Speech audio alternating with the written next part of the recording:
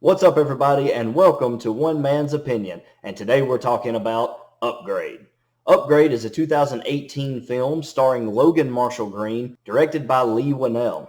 I hope I'm saying that right. Now, if you haven't heard of Logan Marshall Green, don't be worried. I hadn't either before I watched Upgrade. If you go to his IMDb or you Google his name and you look at his list of movies, you might see a movie or two that you've seen or a movie or two that you've heard of. But chances are he's not the leading role in those films. He probably played a small minor role. He was in Spider-Man Homecoming, for example, and if I'm not mistaken, he played the guy who eventually becomes Shocker in the comics, but he's not even Shocker yet in the movie. So he's basically just a random thug. So you may have seen Logan Marshall Green here and there in films, but you've probably never seen him in a leading role unless you deep dive into some lesser known films. And Upgrade is a lesser-known film. Chances are it came out in 2018 and it flew right by you. You never even heard of it. You never saw commercials for it. Chances are this is the first you're hearing about Upgrade. I'm about to say something about Upgrade, but don't exit out of this video just yet because this might turn a few of you away.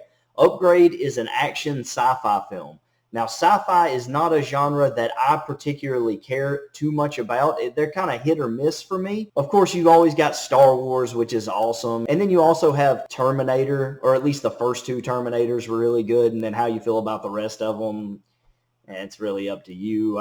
Three's okay. I actually kind of like three. A lot of people don't. But after that, I kind of lose out on them. I haven't even seen the last couple, so I'll stay out of Terminator land for now. But once you get past those two movies, when you get into the sci-fi genre, it's really not my category. And I know a lot of people feel the same way about sci-fi films, but don't leave me just yet. I promise there are a few saving graces to this film that make it worth watching. And beyond that, I highly recommend going to see it, not to spoil my review too much. So Upgrade is a sci-fi action film. And if I were to just pitch you the film, you would probably eye roll pretty heavy. There's a lot of typical things. For example, the premise of the action in this movie is very typical for an action film.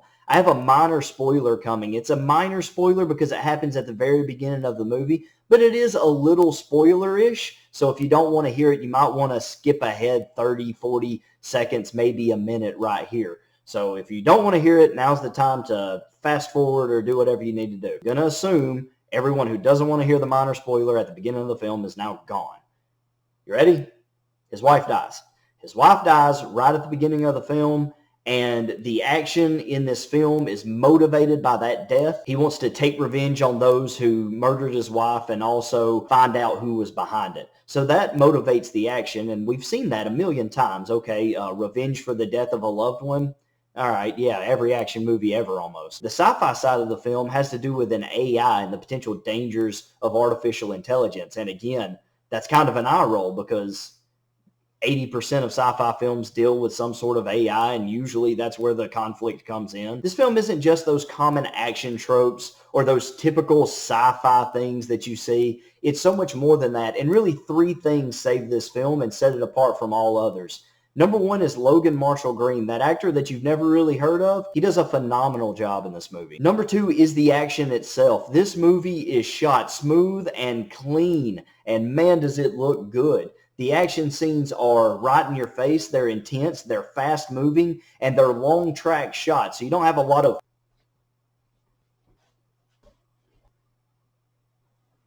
cuts everywhere you look in this film. And number three is an ending that will floor you. The ending of this film is ballsy, and it is executed well. And we'll go into more detail about those three things right now. Number one, Logan Marshall Green. He does an excellent job. Spoiler coming again. If you don't want to hear it, go away. After his wife is shot, the bad guys who shot her come up and they shoot him in the back of the head. Well, it hits the top of his spine, and he becomes paralyzed from the neck down, but he's still alive, and he can turn his head, and that's all he can do until a scientist that he met earlier in the film gives him an AI chip he can put in the back of his head that allows him to have motion again. The catch is that the AI chip can sometimes take over his body, and using percentages and algorithms and probabilities and a little bit of AI magic, it might as well be AI magic. The AI chip, for whatever reason, knows Kung Fu, or it knows enough about the human body that it can move it in a particular way. I don't know. It's explained in the movie. Anyway, the guy can fight now. But what's so hilarious about this is that the AI chip can only take over his paralyzed part, so from the neck down. And so Logan Marshall Green has to play this dual role where he is robotic completely, or from the neck down, he's completely a robot. But then the rest of him, the neck up, is still a human. So there's one scene in particular where he's fighting this guy early in the film after he gets the AI, and the AI, he allows the AI to take over and fight for him. So the AI is punching and kicking and doing all this stuff, and the whole time Logan Marshall Green's face is like, oh, like he's at one point he stabs a guy, and like his body is a machine, and he's just beating this guy mercilessly, but his face the whole time is like looking away and wincing. He doesn't know what to make of it. And to act through that, to have your body so mechanically do something that way while your face maintains a realistic human expression. This guy's never been in the military. He's never harmed anybody from what you can tell. He may have never even been in a fight before, but this guy is beating a man to death, and all he can do is turn his head away because his body is automated now. And it looks so good. Like, I have never seen an actor do that well. As a matter of fact, I don't think I've ever seen an actor have to do it, to be fair. But his body is moving independently of his brain and of his head. Logan Marshall Green just does a great job. Also, on the emotional side, he does really well. There are several scenes in this movie where Logan Marshall Green has to be really emotional. For example, again, spoiler alert coming, click away. When his wife dies, there's a long stretch of the movie, probably 10 minutes, where he's just completely depressed. The whole time the man is struggling between what he knows he should do and what he shouldn't do, but what he wants to do.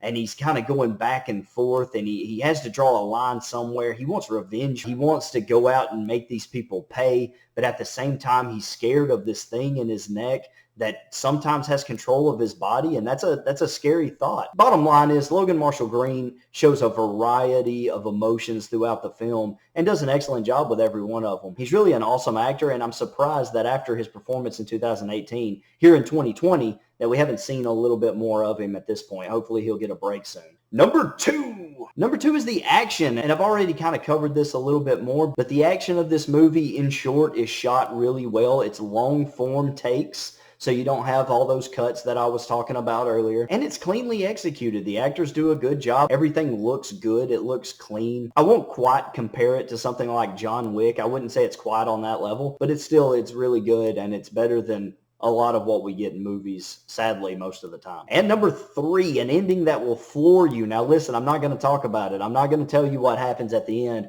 All I want to say is that this movie's ending, I didn't see it coming. And endings that you don't see coming aren't always a good thing, but when they're earned, they are. And this movie earns this ending. Frankly, I didn't think it would end this way. You're not really expecting much of a twist at the end, but it gives you one. Because the whole movie, you're trying to figure out who's behind all this, who was pulling the strings, who's the puppeteer. And when you find out who's doing it all, I gotta admit, I figured it out right as the reveal was happening, but I was slow on the uptake.